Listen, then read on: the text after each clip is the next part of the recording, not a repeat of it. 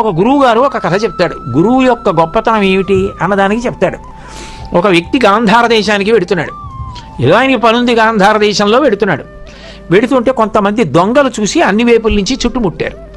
ఆయన దగ్గరదంతా దోచేసుకుని ఆయన వదిలిపెట్టేయకుండా గుర్తుపట్టి రేపు చెప్తాడేమో అని వాళ్ళు దోచుకునే ముందు ఏం చేశారంటే కొట్టి కింద పడేసి కళ్ళకి గట్టిగా గంతలు కట్టేశారు. కట్టేసి ఆయన దగ్గర ఉన్నదంతా దోచేసుకుని చేతులు కాళ్ళు కట్టేసి వెళ్ళిపోయారు. ఎవరైనా వచ్చేస్తారని వాళ్ళ కంగారు వాళ్ళది. దోచేసుకున్నారు, వెళ్ళిపోయారు. ఇప్పుడు కళ్ళక గంతలు, కాళ్ళు చేతులు కట్టేసి ఉన్నాయి, వెనక్కి చేతులు పెట్టి కట్టేశారు.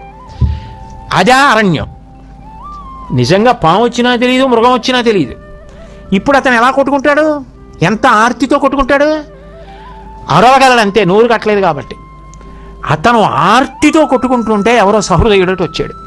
కాళ్ళు చేతులు కట్లు విప్పేసి కళ్ళ గంతలు విప్పేశాడు. ఇప్పుడు ఆయన తనకి డబ్బు కావాలని అడగడు.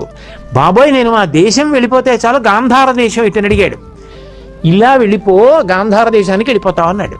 అతను అలా దారి బట్టి ఇంటికి వెళ్ళిపోయాడు. అమ్మాయ బతికి బట్ట కట్టాను అంతే చాలు, కాళ్ళు చేతులు కట్టి కాళ్ళకి గంతలు కట్టారు, చచ్చిపోతుంది ఏదైనా వస్తే తినేసి అన్నాడు. పోతే పోయింది డబ్బు, మీరు బతికారది భార్య. అరణ్యంలో కాళ్ళు చేతులు కట్టేసి కళ్ళకి గంతలు కట్టేసి కింద పడేసినటువంటి వ్యక్తి చీకటిలో మార్గం తెలియక కొట్టుమిట్టాడుతున్నప్పుడు కళ్ళ గంతలు విప్పి దారి చూపించిన వాడు ఎంత గొప్పవాడో గురువు కూడా జీవితాన్ని అలాగే ఒబ్బిడి చేస్తాడు.